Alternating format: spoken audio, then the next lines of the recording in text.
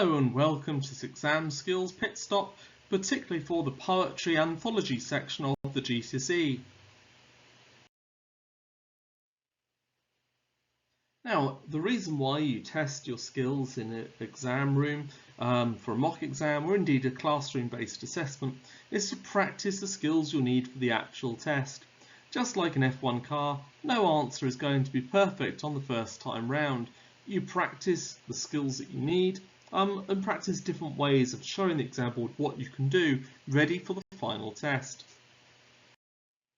Let's take a look at the poetry mark scheme then. You've got the meaning of the poem on the AO1, you've got the use of quotes and your evidence for AO2, and the use of context, that's your knowledge of the poet, and the history of the poem for AO3. You can see the top band, that's your grade 9s at the top there for band 5, all the way down to your grade 1s at band 1 at the bottom. Study that marking criteria and it will quickly enlighten you in terms of what you're being graded for as you write your response. Round about band 3 is kind of the pass grade then. Round about your grade 5 also sits slap bang in the middle of that mark scheme. Take a look at across the different rows, study what the exam board want you to do and put that into practice in your own GCSE test.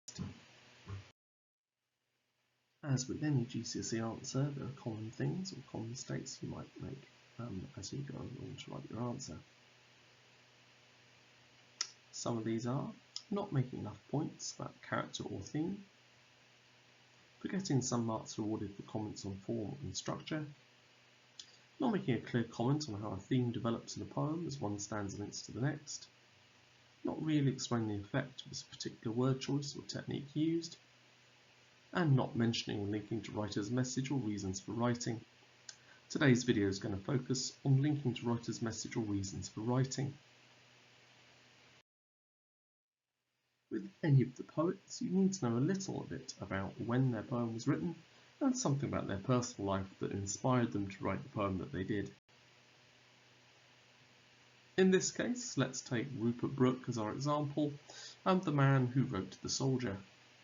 As we know, we need 3 things about each poet you'll need to learn for the actual GCSE test. In my other videos linked to each poem, you'll see each poet come up and what the kind of thing you could say about each one. So from my Rupert Brooke video, you can see 3 bullet points there about his life. Now, to get the marks for AO3, you'll need to link these to the poem they wrote. That could be linked to the language used, the meaning of the poem, or indeed something about its structure. So how could you connect the poem The Soldier to the facts you know about Rupert Brooke?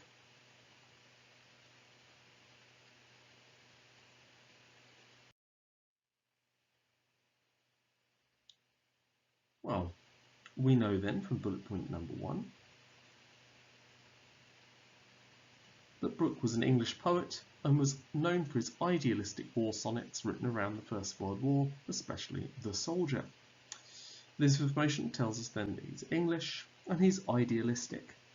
But what quotes can link to that? Well, idealistic means someone who always tends to look at the positives, looks for the beliefs behind the war itself. There's lots of quotes here that link to him being proud of being British or English, and lots of quotes here that link to to him being idealistic or patriotic. Words such as foreign field, richer dust, England bore, shaped, made aware, all suggest he's idealistic. So my response might read, Brooke romanticises the fields broad where he may die as a soldier of Britain. He was idealistic, which suggests little of the horrors of World War I in his poem. You can see my links to context are in yellow. I've made sure I use the word idealistic and linked the war that it's based on, World War I. Here's another example, bullet point number 2 about Mr. Brooke. Brooke caught the optimism in the opening months of the war in his wartime poems published after his death, which expressed an idealism about the war which contrasts strongly with poetry published later in the conflict. You can see I'd be looking here at anything that links to death. As we know, Rupert Brooke got stung by a mosquito and died before he reached the war. And I would use this information to fill in the blanks of this for that paragraph. Brooke uses optimistic language such as, and he was taken in by, he never knew the horrors of war as. Use your context knowledge to fill in the gaps and find 2 examples of optimistic language to complete in that first sentence. This once again would give you a paragraph that not only links to evidence but also links to AO3 or the context of the poem.